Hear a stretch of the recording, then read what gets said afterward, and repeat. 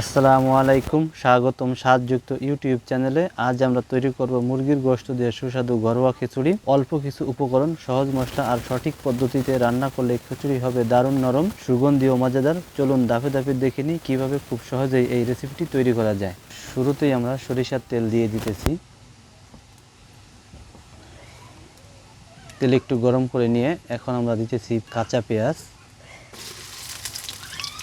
তেলের সঙ্গে পেঁয়াজ একটু নেড়ে নিচ্ছি।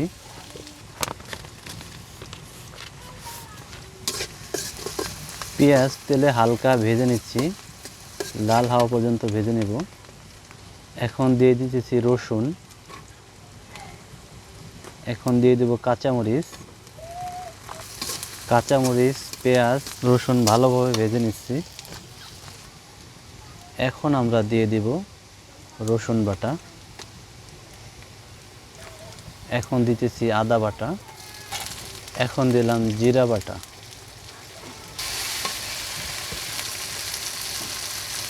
এখন দিতেছি মরিচের গুঁড়া। দিয়ে দিতেছি হলুদের গুঁড়া। এখন দিতেছি দারচিনি, এলাচ। দিতেছি স্বাদ মতো লবণ। এখন দিতেছি ঘরের তৈরি মশলা। সামান্য পানি দিতেছি।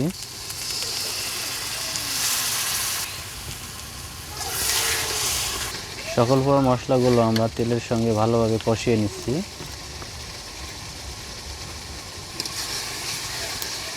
এখনই রান্নার আসল স্বাদ তৈরি হবে, কারণ মশলাগুলো যত সুন্দরভাবে কষাবেন খিচুড়ির স্বাদ তত সুন্দর হবে। মশলার ঘ্রাণ চারদিকে ছড়িয়ে পড়েছে এবং চুলার জাল আমরা বাড়িয়ে দিয়েছি এবং দীর্ঘ সময় আমাদের এইভাবে নাড়তে হবে। আর যদি আমরা নেড়ে না রাখি তাহলে নিচে পুড়ে যাবে।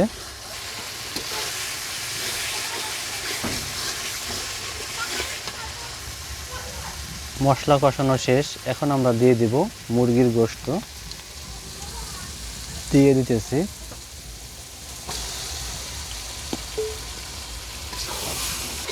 কষানো মশলার সঙ্গে মুরগির গোশত খুব ভালোভাবে মেখে নিচ্ছি। মনে রাখবেন এই মাখানোটাও সুন্দরভাবে করতে হবে গোশতের সঙ্গে। এখন আমরা দীর্ঘ সময়ের জন্য ঢেকে দেব। আমরা বেশ কিছু সময় জাল দেওয়ার পর এখন ঢাকনাটি তুলে নিলাম। গোশতের সঙ্গে মশলার সঙ্গে আবার আমরা নেড়ে নিচ্ছি। এইভাবে গোশত সিদ্ধ না হওয়া পর্যন্ত আমরা বারবার ঢেকে দেব এবং একটু নেড়ে দেব। আবার আমরা একটু এখন ঢেকে দিলাম। আমরা এখন ঢাকনাটি তুলব। হ্যাঁ, ঢাকনাটি তুলতেছি। আপনাদেরকে জানিয়ে রাখি, আমরা এর মধ্যে অনেকবার ঢাকনা দিয়েছি এবং তুলেছি এবং মাঝে মাঝে হালকা পানি দিয়েছি। আপনারা এরকম মাঝে মাঝে নাড়া দিবেন এবং হালকা পানি দিয়ে রাখবেন। সম্পূর্ণ রান্নার প্রসেসটা আপনাদের দেখানো সম্ভব না, ভিডিওটা অনেক বড় হবে। গোশতগুলো এখনও আমরা সুন্দরভাবে কষাচ্ছি, সিদ্ধ না হওয়া পর্যন্ত আমরা এইভাবে কষাতেই থাকবো। গোশতগুলো অনেকটাই সিদ্ধ হয়ে গেছে। কিছুক্ষণ পর আমরা চাল এবং ডাল দিয়ে দিব। চাল ডাল সিদ্ধ হওয়ার পর্যন্ত গোশত পুরোপুরি সিদ্ধ হয়ে যাবে। আমরা চাল এবং ডাল দিয়ে দিতেছি। চাল ডাল গোশত খুব ভালোভাবে মিশিয়ে নিচ্ছি মশলার সঙ্গে। এই মাখানোটাও খুব সুন্দরভাবে মাখাই নিতে হবে এবং চাল ডাল একটু ভেজে নিতে হবে সুন্দরভাবে। আমরা বেশ কিছু সময় ধরে চাল ডাল গোশত মশলার সঙ্গে মিশিয়ে নিয়েছি। এখন আমরা দিয়ে দিব পানি। পানি দেওয়ার সাথে সাথেই আমরা চাল ডাল মশলার সঙ্গে সুন্দরভাবে মিশিয়ে দিব। আমরা আরেকটু পানি দিয়ে দিতেছি। পানি দেওয়ার পরে আমরা দীর্ঘ সময় এভাবেই জাল দেব এবং জাল দিতে দিতে পানি কমে যাবে এবং খিচুড়ি গোশত সিদ্ধ হয়ে যাবে সুন্দরভাবে এবং শেষ মুহূর্তে আমরা ঢাকনা দিয়ে ঢেকে দেব। আমরা দীর্ঘ সময় জাল দিতেছি এবং পানি কমতেছে। চাল ডালও খুব সুন্দরভাবে সিদ্ধ হইতেছে। মুরগির গোশত দিয়ে খিচুড়ি স্বাদ ও পুষ্টির একটি চমৎকার সমন্বয়। মুরগির গোশতে রয়েছে ভালো মানের প্রোটিন, যা শরীরের টিস্যু গঠন ও মেরামতে সহায়তা করে। খিচুড়িতে ব্যবহৃত চাল ও ডাল শরীরকে শক্তি যোগায় এবং ডাল খাদ্য আঁশেরও একটি ভালো উৎস। এছাড়া পেঁয়াজ, আদা, রসুন, হলুদ ও অন্যান্য মশলা রান্নার সঙ্গে স্বাদ বাড়ানোর পাশাপাশি সুষম খাদ্য তালিকায় বৈচিত্র্য আনে। সব কিছু একসঙ্গে রান্না হওয়ায় প্রতিটি লোকমায় পাওয়া যায় দারুণ স্বাদ ও পুষ্টির সুন্দর সমন্বয়। তাই পরিমিত পরিমাণে এই ঘরোয়া খিচুড়ি পরিবারের সবার জন্য একটি সুস্বাদু ও তৃপ্তিদায়ক খাবার হতে পারে। আমরা এখন দীর্ঘ সময়ের জন্য আবারও ঢেকে দিব। ঢেকে দিলাম। আমরা দীর্ঘ সময় জাল দেওয়ার পর ঢাকনাটি আবার তুলব। ঢাকনাটি তুলতেছি। সামান্য পানি আছে এখনো।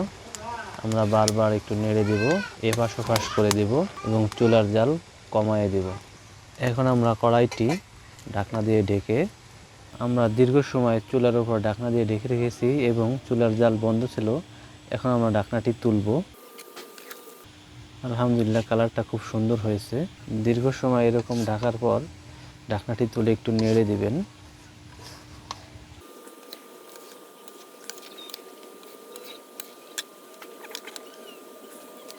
আলহামদুলিল্লাহ, আজকের মুরগির গোশত দিয়ে খিচুড়ি রেসিপি এখানেই শেষ।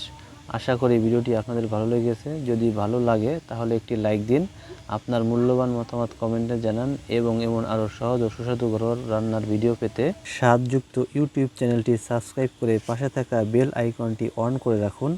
আবার দেখা হবে নতুন একটি মজাদার রেসিপি নিয়ে। সবাই ভালো থাকুন, সুস্থ থাকুন। আল্লাহ হাফেজ।